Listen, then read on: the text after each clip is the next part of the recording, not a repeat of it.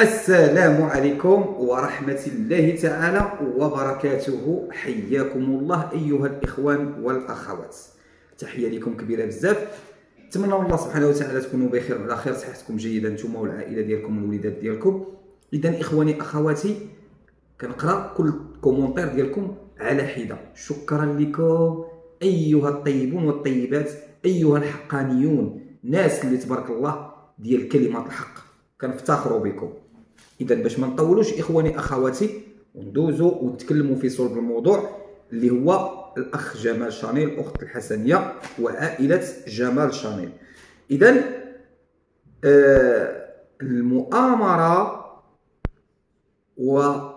والحسابات الشخصيه والحقد والحسد اللي كان فيما مضى ودرقاتو ونساتو شويه قضيه اسره مغربيه بوكريشه زنا المحارم.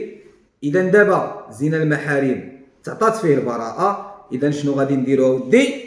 هي المجموعات الشوك اش غادي نديرو؟ خاصنا نرجعوا لموضوع جمال شانيل. هاشتي واخا اخواني اخواتي، كيف ما كتعرفوا بان اخت المرحومه قالت بان جمال كيهدد ليها الابن ديالها.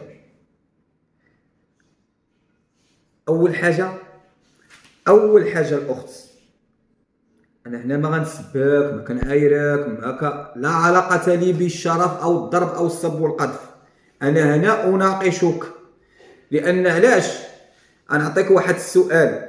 انك طلعتي عند فيفي البواسه، لما طلعتي يا الاخت المرحومه عند فيفي البواسه، بغينا نعرفوا اشنو هو اللي بان لك ان هذاك الانسان هذاك، اشنو اللي بان لك؟ واش بان لك؟ انا دابا كنطرح عليك اسئله اخت المرحومه. واش بان لك بانه فيفي اللي طلعتي عنده، واش بان لك بانه بانه كيمتهن شي صفه، او انه موهمك بانه هو يحمل شي صفه؟ لان هاد الهضره اللي كتقولي انت واللي طلعتي وقلتي، انا عاوتاني شنو تنقول جمال ما يهددش حتى دجاجه. جمال شانيل ما يهددش حتى دجاجه. جمال شانيل كيخاف من خيالو. خلينا بغض النظر على اليوتيوب وعلى ماشي زعما كيخاف خواف او لا. واحد الانسان اللي كيمشي مع جنب الحيط، هذا هو اللي كنهار. قال لك اللي خاف نجا، واللي دفع السنطيحه. راكم عارفين اخواني اخوات، هذا اليوتيوب هذا راه فعلا تخاف تنجا في هذا اليوتيوب، ولكن الا دفعتي جيبها غتجيبها في راسك. اذا قلت لك بغيناك تقولي لينا واش هو كيوهمك بانه يحمل شي صفه؟ واش كيوهموك كيف ما كيوهموا الجميع بانهم هما اللي غادي يجيبوا حق بنادم؟ الشريفه الى عندك شي دلائل، عندك شي حاجه، يمكن لك توجهي لاقرب مؤسسه قضائيه، يمكن لك توجهي لاقرب نقطه او مركز امني، وانك تمشي وتدلي باقوالك، وانك تمشي لانها المركز الامني هو اللي غياخذ لك حقك. الامن هو اللي غياخذ لك حقك. اذا ما معناته انك تمشي عند من؟ عند اللي ضد جمال؟ عند من؟ عند مشعوذ كيطلع وكيخدم الشعوذه على المباشر، وكيضرب في شرف الحسنيه، وكيضرب في شرف جمال شانيل، وكيتهكم بشتى الطرق. اذا هنا الاخت المرحومه، علاش قصدتي انت ذاك المجموعه بالضبط اللي بغيتيها انها طلعي ديما وتوصلي ديما الصوت ديالك عندها؟ الصوت كيوصل عند من؟ عند من يهمهم الامر. الا عندك شي حاجه، وإلا شاده شي حاجه على جمال، فيمكن لك توجهي للامن ويمكن لك تحكي لهم داكشي اللي طلعتي وحكيتيه عند فيفي. ولكن ربما ما قديتيش حيت ما عندكش دليل ملموس. ما كاينش، كاينه غير الهضره، كاينه غير الهضره. اذا ما تنسايش او ما تنساوش كاملين اللي دابا خارجين وكتقولوا كلام قال لك فذكر انما الذكرى تنفع المؤمنين. وهذا الشيء لا كنتو فيكم شي ذره ديال الايمان. اما راه ما كنظنش. علاش؟ لانكم مادام انكم تيقول لك ان بعض الظن اثم، تيقول لك ان بعض الظن اثم، ولكن انتوما ما كتعرفوش ان بعض الظن اثم. كتمشيو اشنو؟ جمال شانيل هو القاتل. فهذا الكليخ، هذا راه ضرب في القضاء، هذا راه اهانه للمؤسسات. كيفاش غادي تجي انت او تجي انتي وتقولوا لنا بان جمال هو مولف على؟ ولكن الا رجعنا واحد العام للوراء كلكم قولوا لي ما قلتوش نحط لكم، قولوا لي ما كنتوش كتقولوا بانه حنا عارفين بان جمال شانيل كان في سيدي عدي انا ذاك لما توفات المرحومه، وانتم ملي كتقولوا هذا الشيء هذا وقلتوه في ذاك الوقت، اذا علاش جايين حتى لهذا الوقت وكتقولوا لنا قيلوش القتال؟ قيلوش القتال؟ عندكم ما يثبت على انه جمال قتال؟ عندكم ما يثبت على انها الحسنيه؟ عندكم ما يثبت على انها الام او الاخت؟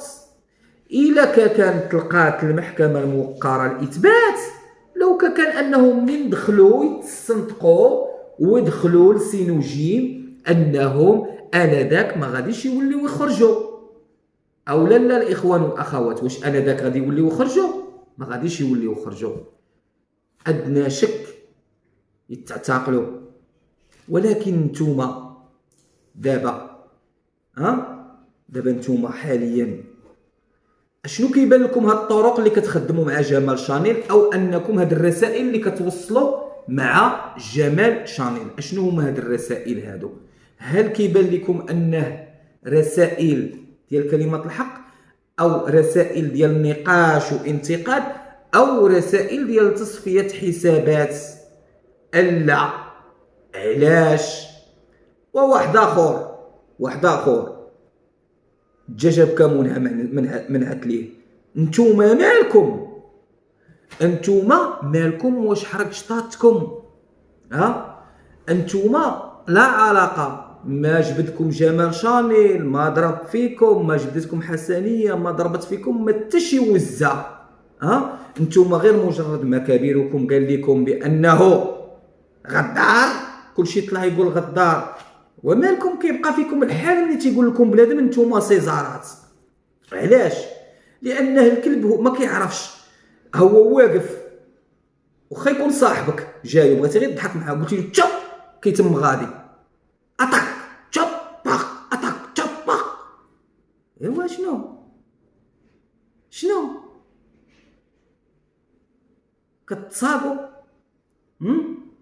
كتصاقوا بحال الطوموبيلات وبحال الماطر. اذا علاش كيبقى فيكم الحال ملي كيقول لكم بنادم هاد الهضره؟ ما خصش يبقى فيكم الحال. وغنقول لكم سيروا رجعوا للعام اللي فات، هاد العام اللي فات سيروا رجعوا وشوفوا الكلام ديالكم اللي كتخرجوا باش ما تبقاوش تضحكوا فيكم عباد الله. شي دابا حاليا راه كتضحكوا فيكم عباد الله. سيروا قلبوا داكشي اللي قلتو، قلبوا داكشي اللي قلتو. مادام انه العام اللي فات ملي كانت التصريحات ديال العائله والتصريحات ديال اخت المرحومه، مادام كانت التصريحات ديال اخت المرحومه، شنو كانت كتقول في التصريحات؟ ومازال كاين داك الشيء، راه كاين داك الشيء، لان ما تمسحش ولا تمسح راه موجود، بانه كتقولي بانه جمال انذاك لما كانت الحاله ديال في الزوجه ديالو في حاله الوفاه، كان هو في سيدي عدي، وكنا عارفين كاملين بانه كان كيخدم في سيدي عدي، كان كيخدم في سيدي عدي. ولكن هذه واحد الحاجه بعدا، ها واحد النقطه نزيدكم حاجه اخرى. انت اخت المرحومه بفمك عبر سطري عليها عبر المنبر الاعلامي ديال الوانكم، قلتي بلسانك بانه نوع المتابعه اللي بغيتوا تتابعوا جمال هي بالخيانه الزوجيه، ذكرتوا على الخيانه الزوجيه. اذا كيفاش تحولت عندكم انكم كنتوا كترميو تهمه على جمال فيما مضى اللي هي تهمه الخيانه الزوجيه، وتحولت دابا من الخيانه الزوجيه لقلوش القاتل؟ كيفاش قلوش القاتل هو ما كانش وكان كيأدي واحد العمل؟ كيفاش بغيتوا نتوما هاد جمال شاميل غادي يجيب اللقمه ديال العيش ويمشي لذاك؟ ياك نتوما فمكم قلتوا جمال شاميل كان كتقولوا العائله ديالو انها كان عاطل. ايوا منين تفتحت حداه واحد الباب لانه كان عاطل وكان ديما متكي وكان ديما ناعس، تفتحت حداه واحد البويبه، وداك البويبه منها بدا كيترزق الله شويه. اذا شنو؟ ما يمكنش واحد السيد كان غير جالس ولما جاه العمل انه يغبر بال10 ايام بال15 يوم بالشهر انه غيبقى. مادام انكم نتوما كتقولوا هذا الشيء، علاش ما قلتوهاش لهذاك اللي معاكم اللي كان كيغبر ب6 شهور بالعام على الوليدات ديالو والزوجه ديالو؟ علاش ما عاتبتوش وعلاش ما رميتوش عليه التهمه ديال الخيانه الزوجيه؟ كيفاش الاخت مع احتراماتي ليك، كيفاش طريقه الكلام اللي كتقولي؟ دابا نمشيو معاك على قد كلامك. جمال شاميل انه كان كيتكلم مع النساء ومع العيالات، هذه هي طبيعه العمل ديالنا كيوتيوبرز. ها انا دا كنقول لك انني مراتي عارفاني انني كنتكلم في التليفون ومع النساء ومعاه ومقتنعه وعارفه انها الطبيعه ديال نوع العمل ديال السوشيال ميديا كيقتصر على التواصل. لان علاش؟ هذا راه كيتسمى موقع التواصل الاجتماعي او مواقع التواصل الاجتماعي. اذا انا الى ما غتبغينيش مرتي انني نطلع ونتكلم في قناتي او نطلع ونهضر مع اخوات اللي كيبغيو بزاف ديال الحوايج انها يتحاوروا معنا فيها، فمنين غادي تقول لي شي حاجه غنقول لها ما عنديش، الخدمه ميته، الموقع اللي كنترزقوا فيه الله شويه وداك الشيء ما بغيتيناش نديروا هذا الشيء، اذا غادي نجيو نجلسوا. اذا نتوما كان عاجبكم جمال في الاول انه تعاطفوا معه الناس وانه القناه ديالو طلعات وانه ولا كيدخل واحد المصروف. اذا كيفاش نتوما بغيتي انه انتي او نتوما كاملين تصنتوا؟ انا كنهضر معكم من المحور، من نقطه المحور. ياك نتوما تركزتوا على الاخت وعلى العائله والام والاب. اذا هنا السؤال المطروح، جمال شاميل لماذا كتقولوا ليه نتوما انه قتال؟ لماذا كتقولوا قيلوش قتال مرته؟ ما تصلحوش هاد المغالطات.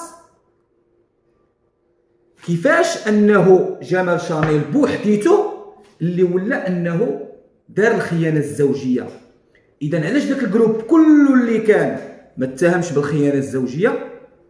علاش الرئيس او الكبير ديالكم اللي كان معكم ما اتهمش حتى هو بالخيانه الزوجيه انذاك؟ اذا شنو؟ جمال شاميل بوحده هو اللي تربط عليه الاتهامات، هو والحسنيه. واش السؤال كيبقى وخاصكم تجاوبوا عليه يا مجموعه الشر والشوك، خاصكم تجاوبوا عليه، ما خاصكمش تكذبوا وتعطيو المغالطات.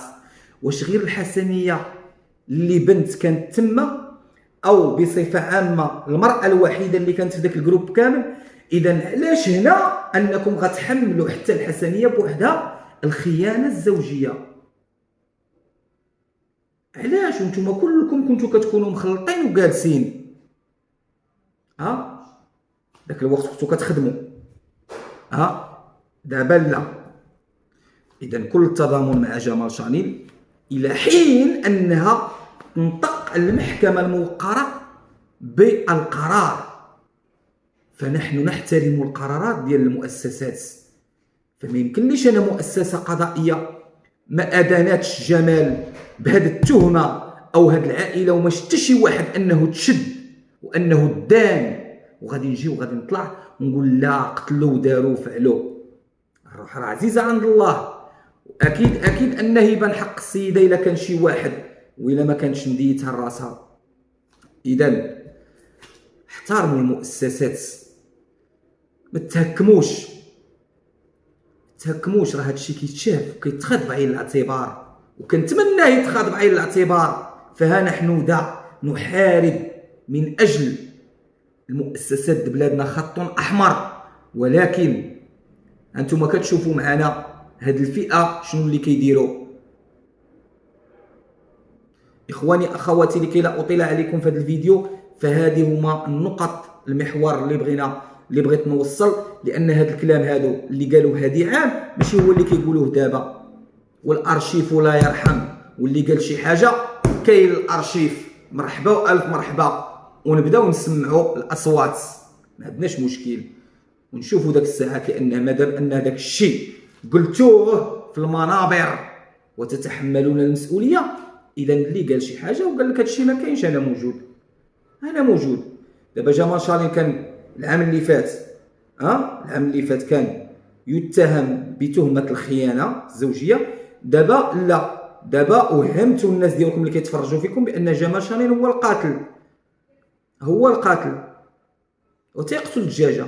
تيقدر انه يمشي تقول له الحسن ياسير اودي جمال ذبح داك الدجاجه ويقد يذبحها. اذا حشومه عليكم. اذا انا مع بلادي والمؤسسات بلادي، المتهم بريء حتى تثبت الادانه ديالو. واذا ها حنا كاينين. جمال ماشي راه مشى يتسارى في تركيا ولا مشى لتايوان يتسارى، ولا جمال هو مازال في بلادو كاين. اذا اخواني اخواتي، ما نطولش عليكم، انتظرونا في اللايف ديال العشيه ان شاء الله باذن الله، وغادي يكون دائما الجديد. وبحال والو في العشيه غادي نحط لكم هذه التناقضات صوتا وصوره، راه ما عنديش مشكل، صوتا وصوره. اذا المنابر الا حطينا شي حاجه راه خاصهم انهم كذلك يتعاونوا معنا في اظهار الحقيقه. اما راه ما عنديش مشكل، واخا انه يبغي شي واحد يضربني ولا شي حاجه، حطيت انني شي مقطع وغيضربني به ولا شي حاجه ولا من هذا القبيل هذا، فما عنديش مشكل يا اخي، لان بلا ما تمرت وتعذب وحنا كنبقاو خوت غير في حاله ما الا شي حد بغى يضربنا، فداك الشيء راه تنحيدوه، ما عندناش مشكل. واللي بغى نحيدوه ليه مرحبا به، حتى اللي عنده شي مخالفات في هذه طبيعه العمل الجديد ديال التاج، مرحبا والف مرحبا. اذا اخواني اخواتي، كنقول لكم استودعكم الله الذي لا تضيع ودائعه، مع السلامه الى الملقى.